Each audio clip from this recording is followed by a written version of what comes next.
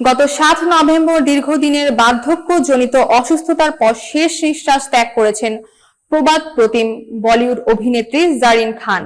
সঞ্জয় খানের প্রাক্তন স্ত্রী হিসেবে তিনি দীর্ঘদিন চলচ্চিত্র জগতে নিজের এক অনন্য পরিচিতি তৈরি করেছিলেন। প্রয়াত অভিনেত্রীর স্মৃতির উদ্দেশ্যে সম্প্রতি মুম্বাইয়ের আয়োজন করা হয় একটি স্মরণ সভা। সেখানে উপস্থিত ছিলেন তার পরিবার, ঘনিষ্ঠ বন্ধু এবং বলিউডের বিশিষ্ট তারকারা।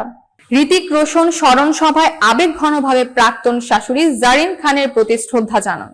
তিনি বলেন, জারিন খান ছিলেন পরিবারের হৃদয়। স্মরণ সভায় উপস্থিত ছিলেন সাইফ আলী খান, জিতেন্দ্র, রাকেশ রোশন সহ আরো বহু বলিউড তারকা। সামাজিক মাধ্যমে এই স্মরণ সভার ভিডিও শেয়ার করেছেন জারিন খানের কন্যা ফারাহ খান আলী। তিনি লিখেছেন, সারা দুনিয়ার কাছে তিনি জারিন সঞ্জয় খান হিসেবে পরিচিত ছিলেন, কিন্তু আমার কাছে তিনি ছিলেন আমার মা, আমার পৃথিবী। সবাইকে তিনি সমান চোখে দেখতেন। প্রয়াত অভিনেত্রীর মৃত্যুতে ভেঙে পড়েছেন তার পরিবার।